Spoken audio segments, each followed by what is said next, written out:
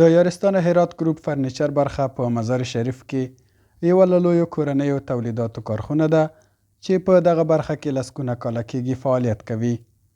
د یادې کارخونې مسؤل د خپلو کارونو د پرمختګ لامل د اسلامي امارت د اقتصاد محوره سیاست بولي او وایي نه یوازې د مبل فرنیچر په برخه کې کار کوي بلکې په ځینو نورو برخو کې هم کورني تولیدات لري. الحمدلله، شکر.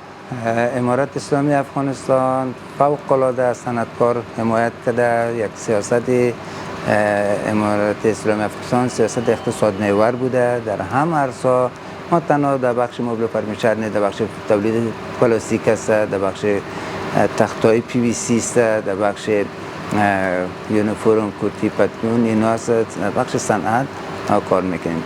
در همه عرصه ها الحمدلله امارت اسلامی افغانستان از ما حمایت کردن، حمایت میکنن و نهایت خوش هستیم. د یارستان هرات ګروپ فرنیچر برخه کې د مهال لسګونه هیوادوالو ته د کار زمینه برابره شوې ده. دغه کارګران وایي چې ایران او پاکستان ته هم د کار کولو لپاره تللي خو کومه ګټه نه ده راوړې. دوی وایي خوښ دي چې له یوې خوا خپل وطن د جوړولو په برخه کې کار کوي او له بلې خوا د هیواد دننه ورته د کار زمینه برابره شوې.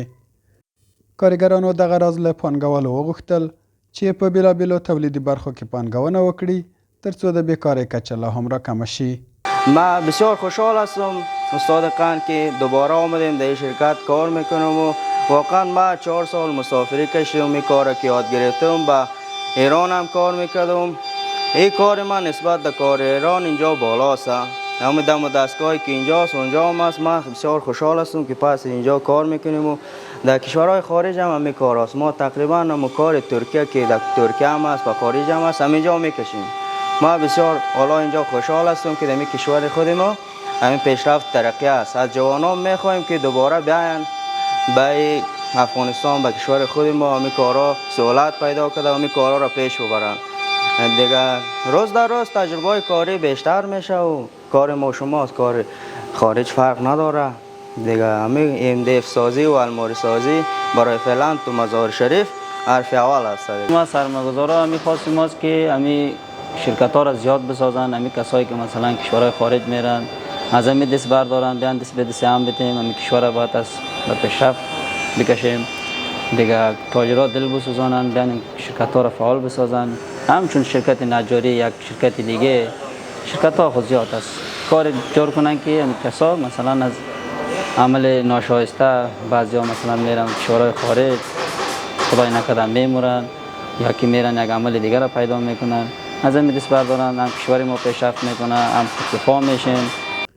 د یادې کارخونې د تولید مسؤلین وایي پخوا به یې د نورو هیوادونو له لومړنیو توکو څخه کار اخیسته خو اوس په هیواد دننه د تولیدي فابریکو زیاتوالی د دې لامل شوی دی چې په کمه بیه د هیواد دننه خپل د اړتیا توکي پوره کړي او په خبره د کورنیو توکو کیفیت د بهرنیو توکو څخه لوړ دی. مواد سابق کلش صادراتی بود ولی فعلا الحمدلله خیلی فابریکای تخته اسفنج کلا دیگه تقریبا همینجا جور شده.